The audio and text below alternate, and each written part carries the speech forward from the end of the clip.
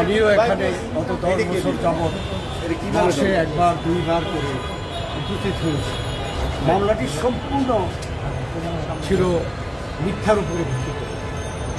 আমি এই দেশ থেকে 2001 থেকে 2006 আমি স্বাস্থ্যমন্ত্রী ছিলাম।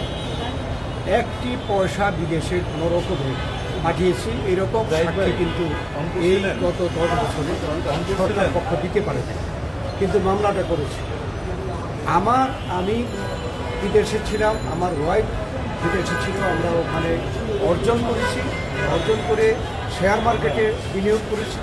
সেই শেয়ার মার্কেট যখন নিচের দিকে চলে আসে তখন 2001 থেকে 2006 শেয়ার বিক্রি করে আমরা টাকা একই যে অ্যাকাউন্টে আমরা জমা রেখেছি ফিক্সড 2001 থেকে।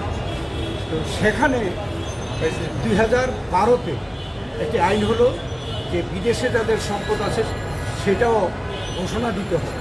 আমি 13-তে জুড়ে যে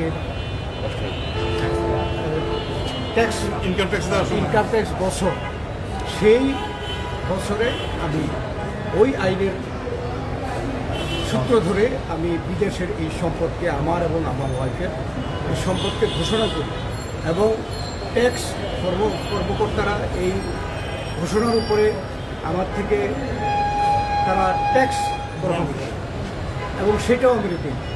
এবং 2014 সালে আমার ঘোষিত ট্যাক্স ফাইলে এই ঘোষণার যে অ্যামাউন্ট ইত্যাদি আছে ওইটাকে ব্যবহার করে আমার বিরুদ্ধে মামলা।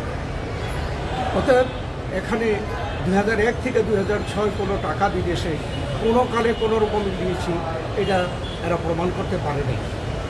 এবং এই যে মানি লন্ডারিং আইনে যে প্রেডিকেন্স অফেন্স আছে, যে অফেন্সগুলো আছে একটা একটা করে আমাদের সিনিয়র আইনজীবী জিজ্ঞেস করেছেন আইউকে, তারা স্বীকার করতে বাধ্য হয়েছে যে এই অন্যায়গুলো উনি করেন না। তাহলে কেন এই মামলা করলো? শুধুমাত্র রাজনৈতিকভাবে প্রতিহিংসা।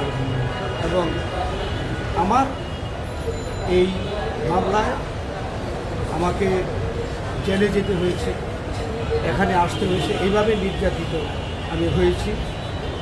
এবং আমি মনে করি যে আজকে যে এই বিচারক, এই বিশেষ আদালত 1-এর বিচারক, তিনি অত্যন্ত সাহসের সাথে সত্য ঘটনায় তিনি হাইলাইট করে তিনি রায় দিয়েছেন এবং স্বাধীনভাবে দিয়েছেন। আমি তার জন্য প্রথম আল্লাহ তাআলার কাছে শুকরিয়া আদায় করি এবং এই যে আদালতের বিচারপতি তিনি যে সৎ দেখেছেন, ন্যায় বিচার দেখেছেন, তার জন্য তাকে আমি ধন্যবাদ জানাই। এবং আমি আশা করি যে বর্তমানে যত আদালত আছে তারা যেন এই ধরনের সত্যকে প্রতিষ্ঠা করে সৎ সাহসের সাথে জাস্টিস যাতে প্রতিষ্ঠা করে সেই প্রত্যাশা আমি করছি। এবং আজকের এই রায় সেই প্রত্যাশা পূরণের ব্যাপারে আমাদের বাংলাদেশের এই বিচার বিভাগকে উৎসাহিত করবে, এটা আমি বিশ্বাস করি।